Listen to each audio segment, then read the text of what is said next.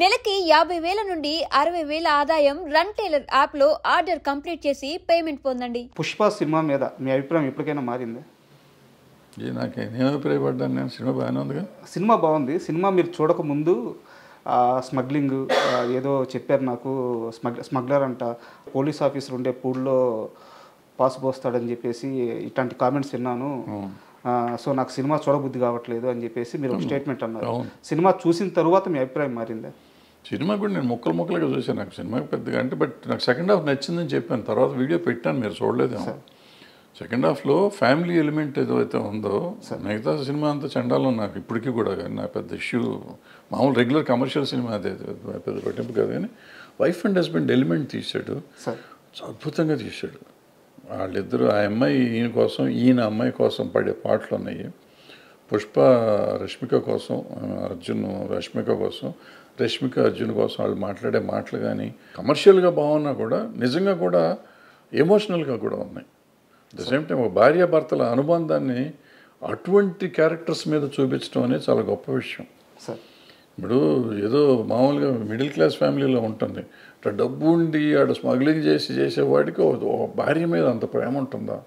అసలు భార్యను అంత ప్రేమించాలా, ఆ భార్య భర్తను అంత ప్రేమించాలా? అద్భుతంగా ఉంది అది. ఆ ఎలిమెంట్ చాలా బ్రహ్మాండంగా ఉంటుంది ఆ సినిమాలో. సార్ నాది ఇంకో క్వశ్చన్ ఏంటంటే, అంటే ఒక 12-13 ఏళ్ళ నుంచి మీరు నాకు తెలుసు సార్. అంటే నేను మిమ్మల్ని దగ్గరగా చూస్తున్నాను, మీరు ఎక్కడున్నా మీ గురించి నాకు తెలుసదు కాబట్టి నేను మిమ్మల్ని ఫాలో అవుతున్నట్టే. తమ్మారెడ్డి గారికి ప్రతి విషయంలో ఒక అభిప్రాయం చాలా నిక్కచ్చిగా ఉంటుంది, ఆయన ఒక మాట మీద ఉంటారు. బట్ నాకు ఎప్పుడూ కూడా చాలా పెద్ద కన్ఫ్యూజన్ ఏంటంటే మీ విషయంలో, చిరంజీవి గారి విషయం సార్. కెమెరా లేనప్పుడు చిరంజీవి గారి గురించి మీరు ఎంత గొప్పగా చెప్తారంటే, నా బ్రదరయ్యా, నా తమ్ముడయ్యా, అంటే మేము వినున్నాం, మీతో పాటు పనిచేసినప్పుడు మేము వినున్నాం, నా తమ్ముడయ్యా, నేను సినిమాలు తీసాను, నాతో సినిమాలు తీసాడు, నేను ఇచ్చినప్పుడు రెమ్యునరేషన్ తీసుకున్నాడు, మా అనుబంధం ఇట్లాంటిది, నా స్టూడియోలో ఉండేవాడు, ఇంత గొప్పగా చెప్తారు చిరంజీవి గారి గురించి. కెమెరా లేనప్పుడు, నలుగురు మనుషులు క్లోజ్డ్ పీపుల్ ఉన్నప్పుడు. అదే కెమెరా పెట్టంగానే చిరంజీవి గారి అభిప్రాయాలని, ఆయన వెళ్ళే మార్గాలని మీరు క్వశ్చన్ చేస్తూ ఉంటారు. ఇది నాకు అర్థం కాదు సార్ అసలు. అంటే మీ చాలాసార్లు అనుకున్నాను. ఆల్రెడీ ఇంతకుముందు సమాధానం చెప్పాను, మోహన్ బాబు గారి విషయంలో సమాధానం మీకు చెప్పాను, సేమ్ సమాధానం ఇది సార్. ఇప్పుడు ఆయనతో కూడా నేను మాట్లాడి చెప్పినవి ఉన్నాయి కొన్ని. ఆ చిరంజీవి గారికి నాకు ఉన్న అనుబంధం అప్పుడు వేరు, ఇప్పుడు వేరు. బట్ నాకు నచ్చినట్టు చెప్తాను, నచ్చని నాకు మీరు చెప్పినవి అన్నీ నిజం. ఆ నిజం నాకు ఇంకా అనుబంధం అట్లాగే ఉంది నా మనసులో. ఆయనకి మనం ఇవాళ చాలా దూరం అయిపోయాం కాబట్టి. బట్ నాకు అనిపించింది చెప్పాలి. ఎందుకు చెప్పాను మోహన్ బాబు గారికి ఆ సినిమాని గురించి ఎందుకు పెట్టారు మీరు, వాళ్ళ జీవితం నాశనం అయిపోతుంది కదా అన్న. జీవితం నాశనం అవ్వదు, నెక్స్ట్ టైం ఆ తప్పు చేయకూడదు అనేది నా పాయింట్. ఈవెన్ ఈయనకి కూడా అంతే. ఆయనకి ఇవాళకి నా తమ్ముడే, ఏ రోజుకి నా తమ్ముడే, నేను చచ్చేదాకా నాకు తమ్ముడే అతను. అది కాదంటల్లా, అతని వెల్ విషర్నే నేను. వాళ్ళు ఒప్పుకున్నా ఒప్పుకోకపోయినా, నమ్మినా నమ్మకపోయినా ఆయన వెల్ విషర్నే. వాళ్ళు బాగుండాలి అంటే ఇలాంటి తప్పులు చేయొద్దని చెప్పడం, నా ఉద్దేశంలో ఉన్న తప్పులు చేయొద్దని చెప్తాను, ఇప్పటికి చెప్తాను నేను అనిపిస్తే. ఊరికి ప్రతిదానికి వచ్చేసి పని పాట లేకుండా దాని గురించి ఇప్పుడు మంచి మాటలు చాలా చెప్తాను నేను. చిరంజీవి గారిని చాలాసార్లు చాలామంది తిడతంటే నేను వచ్చి మాట్లాడి అడ్డం పడ్డ రోజులు చాలా ఉన్నాయి. మరి ఎందుకు పడుతున్నాను? నాకేం అవసరం సార్? నాకు అర్థం ఆయన నన్ను అడగడు కదా పాపం. ఎప్పుడు నాకు ఫోన్ చేసి ఏమండి వాళ్ళు ఎవరో నన్ను తిడుతున్నారు మీరు రండి అని పాపం ఎప్పుడు అనలేదు. వాళ్ళు ఏ జోలికి రాలేదు. బట్ ఎవరో అంటే తప్పు కదా. ఒక మనిషిని ఎందుకు, ఇష్టాలతో సంబంధం లేదు. ముందు ఒక మనిషిని మనం కాపాడతాం కాదు, అనవసరంగా అతన్ని స్కేప్ గోట్ని చేయకూడదు. ఆయన చిరంజీవి గారు అవ్వచ్చు, ఇంకోళ్ళు అవ్వచ్చు, ఎవరినైనా కానీ మనం అనవసరంగా దాన్ని చేయకూడదు. ఎవరిలో అడ్వాంటేజ్ నోరు ఉంది కదా అని ఎవడు పడితే ఆడు ఏది పడితే అది మాట్లాడితే మనం క్షమించకూడదు, వదిలిపెట్టకూడదు. అంటే at least I should raise my voice. ఆయన కోసం నేను మంచి కోసం చెప్తాను. ఏదైనా తప్పు అని నేను చెప్పేది చాలామంది నెగిటివ్గా తీసుకుంటారు. నెగిటివ్ కాదు, నా ఉద్దేశంలో పాజిటివ్. అతనుకున్న చరిష్మాకి ఆయనకున్న దానికి కొన్ని ఆయన చేయకుండా ఉంటే బాగుంటుందని నాకు అనిపిస్తుంది. బట్ ఆయన పరిధిలో ఆయనకుంటే ఆయనకుంటేది మనం అవసరం అనుకో ఎక్కువ. బట్ ఆగలేను. అది కూడా ఎవరిని అడిగితే చెప్తాను, కావాలని పెట్టి వీడియో పెట్టి చెప్పడం అనేది నేను చేయను. అంటే ఎందుకన్నానంటే సార్, ఇప్పుడు ఇండస్ట్రీ అని కాదు సార్, 2 తెలుగు రాష్ట్రాల్లో కానీ మన ఇండియా వైడ్ కానీ మేము చిరంజీవి తమ్ముళ్ళవి, చిరంజీవి మా అన్నయ్య, మెగాస్టార్ మా అన్నయ్య అని చెప్పుకునే వాళ్ళు కొన్ని కోట్ల మంది ఉన్నారు. బట్ చిరంజీవి నా తమ్ముడు అని చెప్పే ఒకే ఒక్క పర్సన్ తమ్మారెడ్డి భరద్వాజ. అది మీరు ఎప్పుడు చెప్తూ వస్తున్నారు. బట్ ఏంటంటే కొన్ని సందర్భాల్లో మీరు చేసే కామెంట్స్ ఆయన మంచి కోసమే కానీ వెల్ విషర్గా కానీ చేసే కామెంట్స్ అవి రాంగ్గా పోర్ట్రేట్ అయ్యి వెళ్ళిపోయినప్పుడు కొంతమందికి రాంగ్గా అర్థమవుతుంది. అన్నీ తెలిసిన మనిషిగా నాకు ఈ వైరుధ్యం అర్థం కాలేదు, అందుకని అడిగాను. పడ్డాడు ఎప్పుడో చెడ్డాడు కదా మనకి. కానీ ఇండస్ట్రీలో ఆ నలుగురు ఎవరు, అసలు ఉన్నారా లేరా?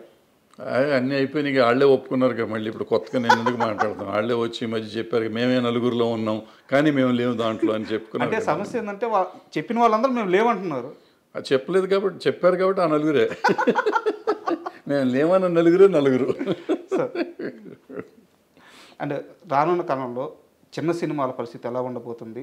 ఇప్పుడున్న ఇండస్ట్రీ విధానం అంటే ఈ సినిమాలు తీసే విధానం కానీ, కోట్లు ఖర్చు పెట్టి హీరోలకి ఈ భారీ రెమ్యునేషన్ ఇచ్చి వెళ్తున్న ఈ విధానం కానీ, ఇండస్ట్రీ రాబోయే 10-15 సంవత్సరాల్లో ఏ స్థాయిలో ఉండబోతుంది మీరు అనుకుంటున్నారు?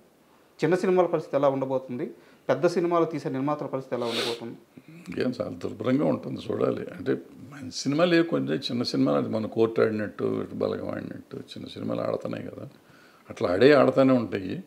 But bad position. సార్, నాకు ఈ మధ్యకాలంలో మీరు మాట్లాడిన మాటల్లో నాకు బాగా అబ్జెక్షన్ అనిపించిన ఒక సందర్భం సార్. మంచు విష్ణు గారు అంటే మీకు కన్నప్ప రిలీజ్కి ముందు ఇంటర్వ్యూ ఇచ్చారు. అంటే ఆ ఇంటర్వ్యూలో మిమ్మల్ని ఆయన హోస్ట్ లాగా ఒక యాంకర్ గానో చూడలేదు. ఒక పెదనాన్న స్థానంలోనో ఒక బాబాయ్ స్థానంలోనో కూర్చోబెట్టి వాళ్ళ ఇంటి విషయాలు కూడా మీరు రండి, మీలాంటి పెద్ద మనిషి వస్తే కూర్చోడానికి మేము రెడీ అని చెప్పేసి మీకు అంత పెద్ద స్థానం ఇచ్చారు. అయితే కన్నప్ప సినిమా రిలీజ్ అయిన తర్వాత సినిమా రన్నింగ్లో ఉంది, థియేటర్లో ఆడుతుంది, అక్కడ శివపార్వతులు సెట్ కాలేదు, వాళ్ళని చూడడానికి నాకు ఇబ్బందిగా ఉంది, సో ఇలాంటి కామెంట్స్ చేశారు.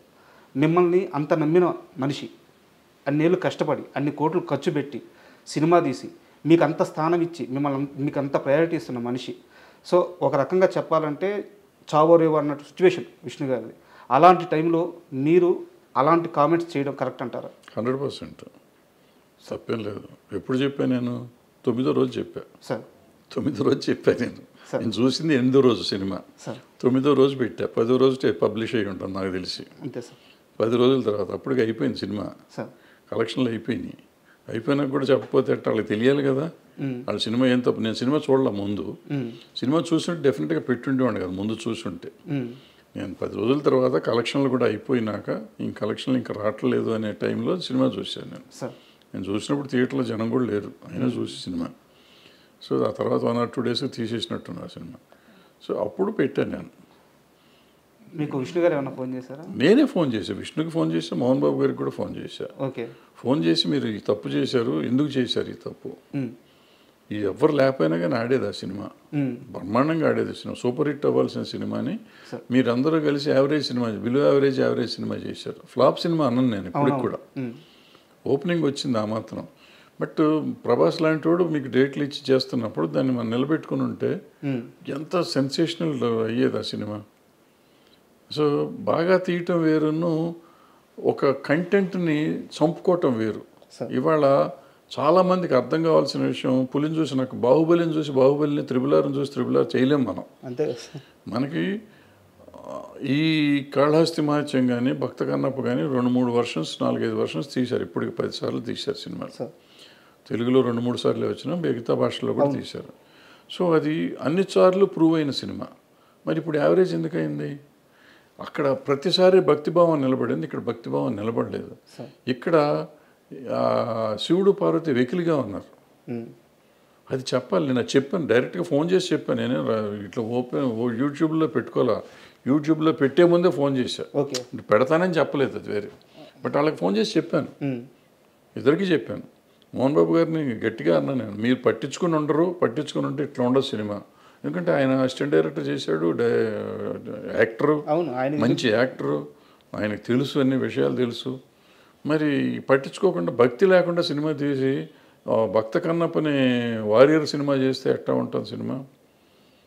ఆ సినిమా రేంజ్కి ఆ సినిమా ఆడింది ఇవాళ. బట్ అది అదే ప్రభాస్ గారిని వాడుకొని చేసినందుకు ప్రభాస్ క్యారెక్టర్ చాలా బాగుంది ఆ సినిమాలో. కానీ ఎప్పుడైతే ఎవరైతే శివుడు భక్తుడైనా, శివుడే సరిగ్గా లేకపోతే ఇంక భక్తి ఎక్కడ వస్తుంది? సో క్యారెక్టర్ ఫిట్నెస్ ఒకటి కావాలి. వచ్చి అనామకుడిని పెట్టినా పర్వాలేదు, బాగుండేది. అనవసరంగా ఈయన పెట్టి డబ్బులు బొక్కది. ఆ డబ్బులే ఇప్పుడు నష్టం వస్తాయి. ఒకవేళ నష్టం వస్తే వాళ్ళిద్దరికి ఇచ్చిన ప్రతి రూపాయి నష్టమే నా లెక్కలో. అంటే సో అందుకని ఇప్పుడు మీరు అన్నారు, మీరు ఇంతకుముందు కూడా అన్నారు నాకు ఈగో అనో లేకపోతే కోపం అనో ఇంకోటనో మనాళ్ళకు కూడా మనం చెప్పకపోతే ఏంటి. ఇది కాకుండా నన్ను సీనియర్ ఇంతకుముందు అడిగారు మీరు ఈ ఇండస్ట్రీ కోసం ఏంటని. ఇండస్ట్రీకి ఈ పాఠం చెప్పాలి.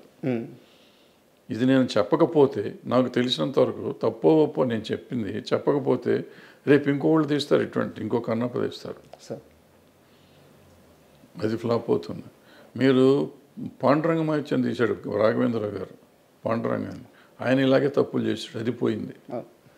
సో భక్తి సినిమాని భక్తిభావంతో మీరు తీయకపోతే ఆ సినిమాలు పోతాయి. మీరు పాండురంగ సినిమా తీసుకోండి, కన్నప్ప తీసుకోండి, ఇంకోటి తీసుకోండి. మరి బాలకృష్ణ గారు రాఘవేంద్ర గారు పెద్ద సినిమానే కదా అది. అవును.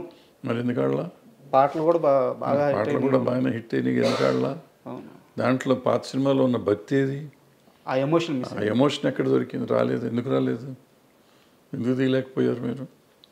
సో ఏదో మార్పులు మీరు చేద్దాం అనుకుంటే అవ్వదు. అది ఏదో చేసేద్దాం, వాళ్ళు చేసిన దానికంటే మనం గొప్పగా చేద్దాం, గొప్పగా చెయ్యండి. ఆ భక్తి పారవస్యం ఎవరికైనా రావాలి. సినిమా చూస్తా అంటే అనుభూతి రావాలి, రోమాలు నెక్కిపోవాలి. భక్తి సినిమాల్లో ఉండే అడ్వాంటేజ్ అది. సినిమా రిచ్గా తీశారా, ఖర్చు పెట్టారా లేదా కాదు, భక్తి వచ్చేస్తుంది ఆటోమేటిక్గా. నేను దేవుడి దండం పెట్టను, కానీ భక్తి సినిమాలు చూస్తుంటే నా కళ్ళెమ్మటి నీళ్ళు వచ్చేస్తాయి, ఒక రకమైన జలధరింపు వస్తుంది బాడీలో సినిమాలు చూస్తుంటే. అది అంటే యాజ్ ఎ కామన్ ఆడియన్స్, భక్తుడు సినిమా దేవుడు కాదు అక్కడ ఎమోషన్ వస్తుంది. ఇప్పుడు అన్నమయ్య సినిమా చూస్తాం, అన్నమయ్యలో ఆయన జీవితం అంతా ఆయన కోసం దారపోస్తాడు. దారపోసినాక ఆ లాస్ట్ సీన్లో ఉన్నప్పుడు అప్పుడు జోలపాట పాడావు చూడు అంటే ఆయన విష్ణుమూర్తి పాడతాడు, వెంకటేశ్వర స్వామి పాడతాడు ఆ పాట. అవును, నా పాట మీ నోటికి అంటే నేను జన్మ తరించిందయ్యా అంటా ఉంటే వల్ల ఈ రోజుకి ఏడుస్తాను నేను. అది 20 సార్లు చూశాను నేను, చూసి ఉంటా 20-30 సార్లు చూసి ఉంటా. ఈ రోజుకి లాస్ట్ అప్పుడప్పుడు భక్తి భావాలు అని 15 నిమిషాలు వేస్తారు, ఆ డైలాగ్ వచ్చినప్పుడు ఏడుపు వచ్చేస్తుంది. అది దట్ ఈస్ పవర్ ఆఫ్ ఇది భక్తి. 1 మంత్ బ్యాక్ రాఘవేంద్రరావు గారిని కలిసాను సార్. ఆయన దగ్గరికి వెళ్ళి ఒక సందర్భం వెళ్ళి బ్లెస్సింగ్స్ తీసుకున్నాను. ఆ సమయంలో ఈరోజు మీరు ఏదైతే ఎగ్జాంపుల్ చెప్పారో ఆ గడప దగ్గరికి వచ్చి తను రాసిన పాటలన్నీ అక్కడ వేసి ఆ దర్శనం అవ్వగానే అదే ఎగ్జాంపుల్ సార్ నాకు ఆయన చెప్పినప్పుడు ఈ రోజుకి ఆయన అన్నమయ్య అంటే రాఘవేంద్రరావు గారు అలాగే పులకరించిపోతున్నారు. ఆయన నేను తీయలేదా ఆ సినిమా, వెంకటేశ్వర స్వామి నా చేత తీపించుకున్నారు అంటున్నారు. మీరు అంటున్నట్టు అది భక్తి సినిమా. అది అందులో అన్ని 100 తప్పులు ఉన్నాయి.